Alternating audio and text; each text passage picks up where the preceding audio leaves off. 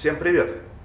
С вами Велобаза и с вами вот такая вот вилочка. Это у нас Йолинс RXF36. У вилки есть такая вот небольшая проблемка, собственно, с чем она к нам и приехала. Проблемка у нас заключается в следующем. У нее должно быть 16 сантиметров рабочего хода. А у нас наблюдается всего лишь 145 миллиметров. 1,5 сантиметра у нас куда-то подевались. Ну, в принципе, я догадываюсь, куда они подевались. И в процессе видео я постараюсь все это подробно рассказать и объяснить. Ну что ж, будем разбирать, будем смотреть. Разборку любой воздушной вилки нужно начинать с чего? Правильно, нужно спустить давление в воздушных камерах. У этой вилки две воздушные камеры, но это внезапно не Dual Air. Верхняя камера у нее, ну собственно это можно сказать обычный Solo Air, отвечает за позитивную и негативную пружину, а нижняя камера это компрессия. Прямой аналог пластиковых вставочек, проставок, как вот у Фоксы, как у RockShox, внутрь воздушной пружины. Вот здесь это реализовано с помощью нижнего клапана, что в целом очень удобно. Откручиваем колпачки.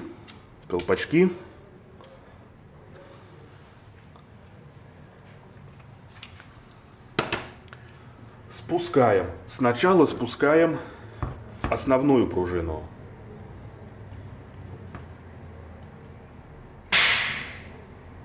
Вот так вот. Теперь спускаем компрессионную. По-научному она тут зовется Ramp Up Chamber. Вот так вот. Вот она очень маленького объема, но давление там приличное. Все, наша вилка спущена. Теперь можно разбирать. Начинаем, как обычно, снизу. Здесь у нас крутилка отскока. Нам нужно от нее избавиться. Берем шестигранничек маленький, я так полагаю, наверное, на 2 или даже на 1,5. На 2. Берем шестигранник на 2. Вот так пальчиками придерживаем, чтобы не прокручивалось. И вот и все. Усилия тут совсем немножечко нужно. С завода здесь болт был посажен на фиксатор. И в первый раз, когда вилку разбирали, он довольно с трудом пошел. Так что, если что, возможно, нужно будет чуть-чуть нагреть. Потому что болтик сам по себе очень маленький и смешной, и сорвать его легко.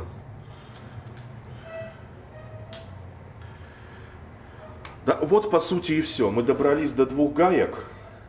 Одна на 14, одна на 12. Нам потребуется, соответственно, две головки. 15 проблем нет никаких. Так вот ставим. И против часовой стрелки откручиваем. Они тут тоже сильно не затягиваются. Большого усилия тут нету. Как бы сами гайки пластиковые. Даже нет, ну ладно, не пластиковые, алюминиевые. Ну, такие очень тоненькие, очень смешные. Вот как бы и все. Так, а вот с этой сторонкой у нас есть небольшая проблемка. Проблемка в том, что вот здесь очень мало пространства и головка просто не подлезает. Я думаю, нам вместо головки имеет смысл использовать какую-нибудь трубку или что-нибудь типа того. Вот мы нашли головку с толщиной стенки потоньше. Вот это сейчас оно все зайдет.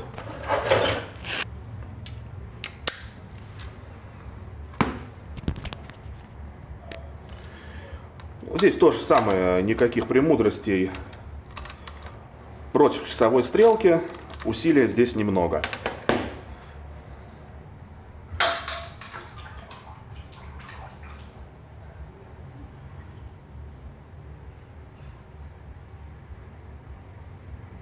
Так. Ну, пока основная часть вилки обтекает, можно рассмотреть штаны.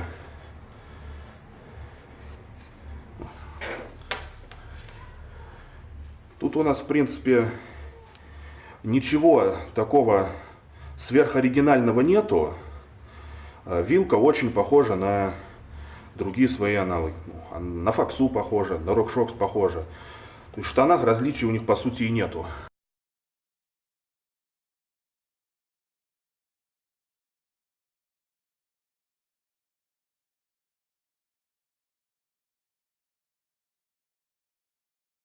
Кстати, новые сальники, родные у этой вилки, должны быть вот такого вот красивого синего цвета.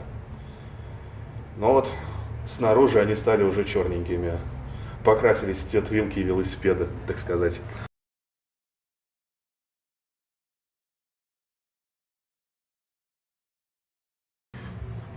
У этой вилки немножко нестандартная конструкция, нестандартна тем, что как обычно сделано. Обычно воздушная нога слева, здесь наоборот. Не знаю, может быть кому-то это покажется удобнее, кому-то неудобнее, но вот просто вот оно вот так есть. Как бы нас поставили перед фактом. А здесь оно все по картриджной технологии, то есть воздушная пружина как единая целиковая деталь выкручивается. Ну и, собственно, мы сейчас должны именно это сделать. Выкручивается она, соответственно, вот тут вот. Нам потребуется головка. Ну что, а вот дальше у нас начинается уникальный контент, потому что я еще не видел, чтобы кто-то как бы пошел дальше и разбирал эту вилку дальше снятия штанов. Приступим. Выкручиваем головкой на 28, желательно торцованной, желательно вот с такими выемками, чтобы не заминать края гайки. Потому что тут все алюминиевое, оно вот такое не любит. И перед нами предстает великая и ужасная воздушная пружинка вилки Йоленс. Все, с этими штанами мы на данный момент делать больше ничего не будем. Во второй части видео займемся демпфером. Пока нам этого хватит. Вот, это в принципе уже даже сейчас чувствуется. Вот, так вот она растягивается. Вот этого быть не должно. Вот это масло. Здесь у нас на 19.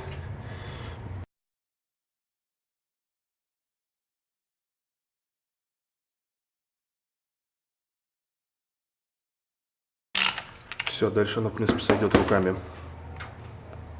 Вот оно.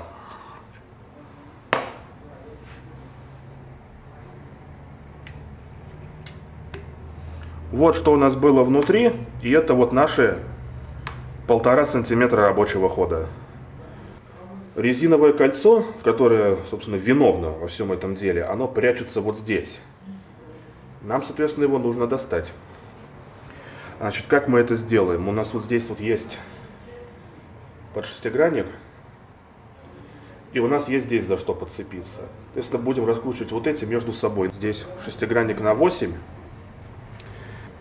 14. Вот. Пошло.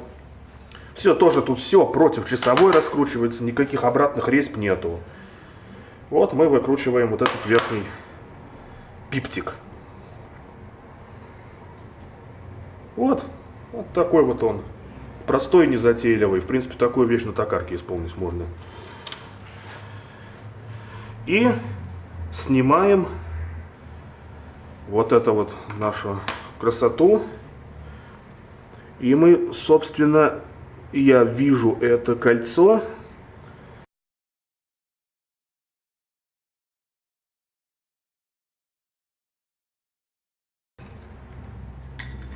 Вот, подцепил. Это, значит, у нас вот такой вот спейсер. Number one.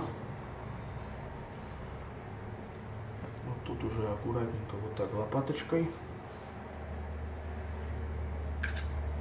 Сейчас она, виновница торжества, выйдет погулять.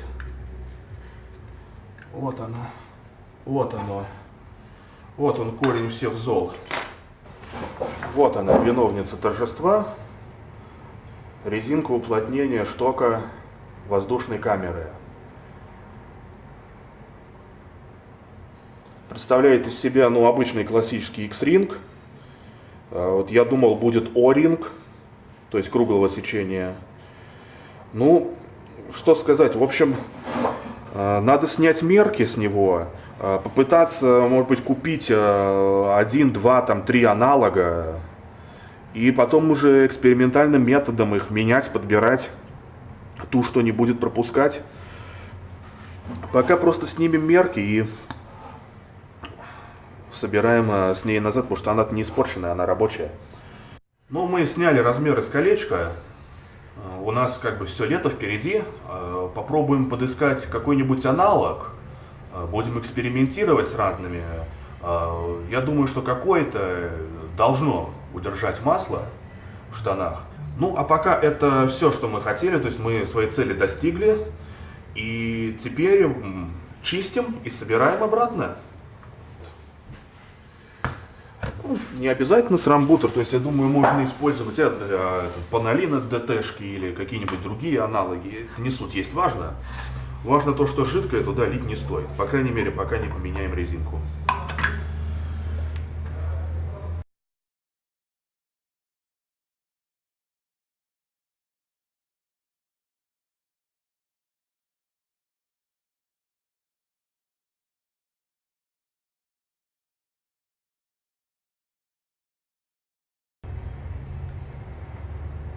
О. Что глаза боятся, руки делают. Резинка на месте. Теперь ставим вот такое вот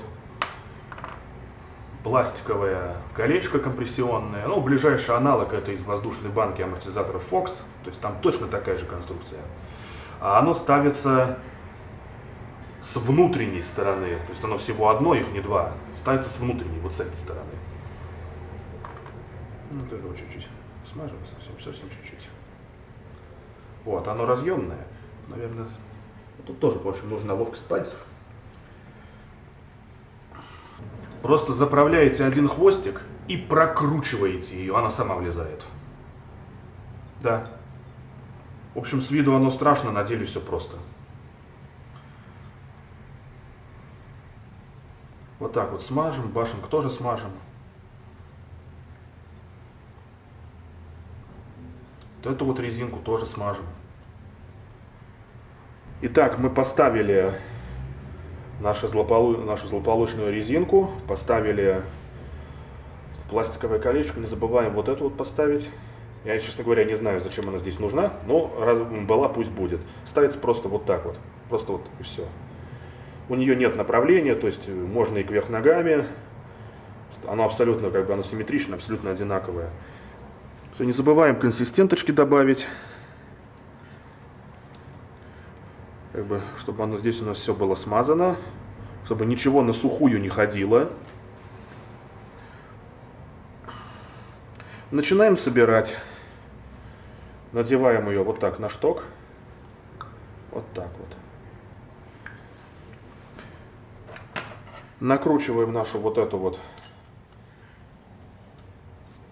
пимпочку, наш поршень. Так вот, шестигранник на 8, ключ на 14. Усилие примерно 10 нм. Больше не нужно, фиксатор не требуется.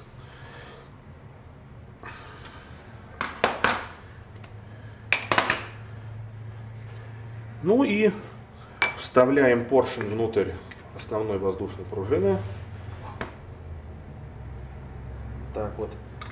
Надвигаем вот эту вот золотую деталюшку. Вот, в резьбу попали. Ключ на 19. Сюда. И головка на 28. Просто начинаем скручивать. Усилие примерно 10-12 нм, скорее 12.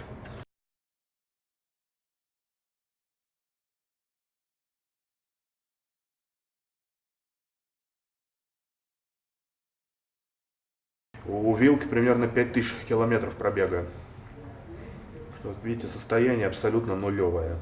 Раз уж у нас такая интересная вилка в обслуживании, возможно, стоит рассказать немножечко про ее технические нюансы, потому что она все-таки немножко отличается от обычных вилок. Первое, вот, на что стоит обратить внимание, вот эта деталь, Это единая фрезерованная деталь. У нее не впрессованный шток. Он является частью короны. Потому что если вы будете такую вилку, допустим, бэушную покупать, очень внимательно смотрите на то, сколько вам нужно штока. Потому что здесь его просто так нарастить не получится. То есть тут нельзя ничего перепрессовать. Также у нее нет необходимости ставить опорное кольцо рулевой. Здесь оно интегрировано. Но оно имеет определенный угол загиба. То есть оно не для всех подшипников подойдет. Например, если у вас насыпная рулевая, то вы, скорее всего, в пролете. Хотя кто будет покупать такую вилку в насыпную рулевую? Вот. По крутилкам вилка, не сказать, что богатая, не сказать, что бедная, она обычная. Вот она, черная, это высокоскоростная компрессия, 5 кликов. Синяя, это низкоскоростная компрессия, по-моему, 14 кликов, если мне не изменяет память. Снизу у нее отскок, сейчас он не прикручен. Ну и в другой ноге у нее две камеры воздушные. Одна это то есть основная камера, позитивка, негативка. И вторая компенсационная, это она отвечает за прогрессию работы пружины. То есть прямой аналог пластиковых колечек, которые вставляются внутрь объема воздушной камеры в таких вилках, как Fox, RockShox, ну и там еще много вариантов есть. Вот. У вилки 36 ноги. По ощущениям вилка очень жесткая, может быть даже пожестче фоксы будет. Вот. Для тяжелого райдера прям в самый раз. Ну, что еще сказать, у нее вот из-за особенностей воздушной пружины, которую вы, наверное, вот сейчас вот все уже посмотрели, здесь не получится как-то согнать ход вилки и, наоборот, разогнать. Если она рождена быть 160 мм, значит, она такой и будет. Единственное, это замена вот всего вот этого картриджа. А картридж очень недешевый. Вот. Про особенности демпфера и про его внутреннее устройство мы поговорим во втором видео. Как бы сейчас тех заданий его разбирать нету.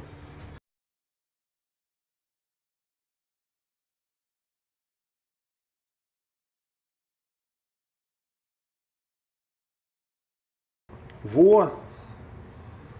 А вот это вот то, что у нас было внутри. Каких-то твердых частиц нету. То есть ничего на самом деле очень критичного нет, но почистить определенно имел смысл.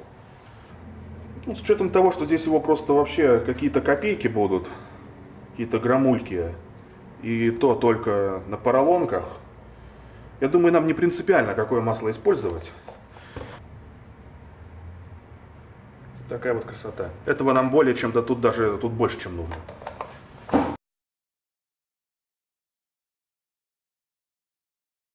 Вот здесь в сальниках есть такое очень большая, как бы сказать, впуклость.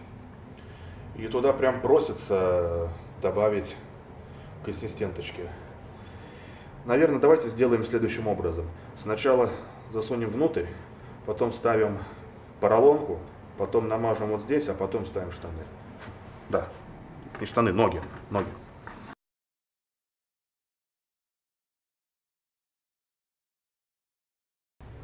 Вот. Все, а дальше оно вниз, оно там само переместится.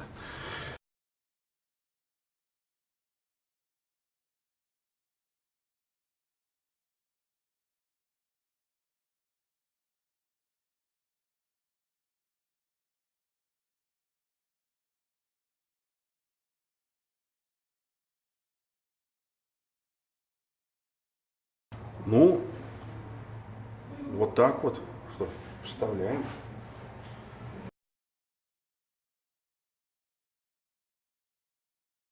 Там как бы, если сальники уже изношены, но на замену ничего нету, можно подкрутить пружинки, они как бы, немножко лучше будут отжимать, чуть-чуть все подольше походят.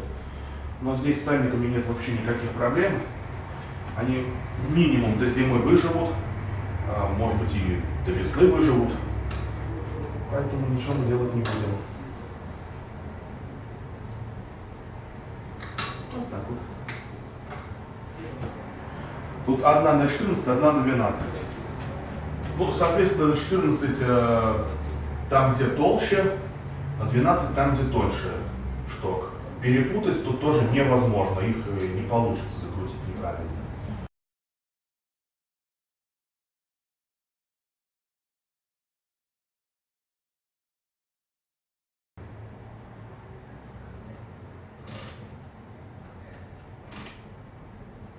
Усилие примерно 10-12 нм.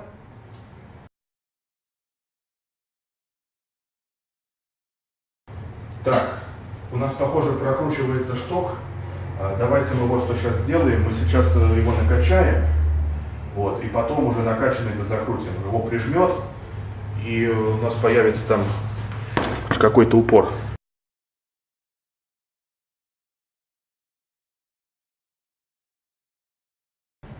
Так, и не забываем, что у нас две воздушные камеры. Вот нижнюю накачивают довольно сильно.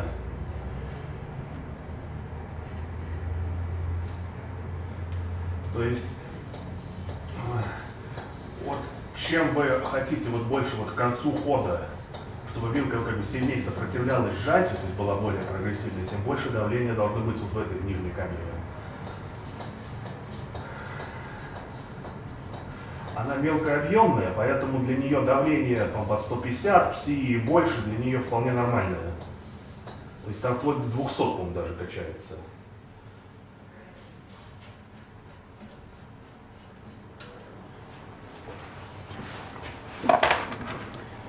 Вот, теперь мы ее накачали, теперь берем. Вот, да, все сработало. Все. Крутилка отскока. У нее вот тут вот есть вот две маленькие выпуклости. Их нужно совместить с проточкой на штоке. Самый простой вариант — это вот надеть ее в любом положении и немножко покрутить. Она вот так вот как бы сядет в паз. После берем болтик, маленький на 2 шестигранник. Давайте пожамкаем. О, ну плюшево прям ух. Усилие страгивания, ну его по сути вообще нету.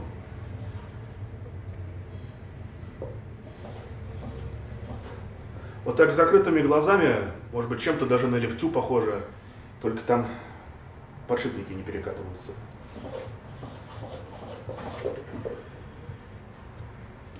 Ну и самое главное, что мы должны сделать, собственно, ради чего все это затевалось. Мы возьмем рулетку. —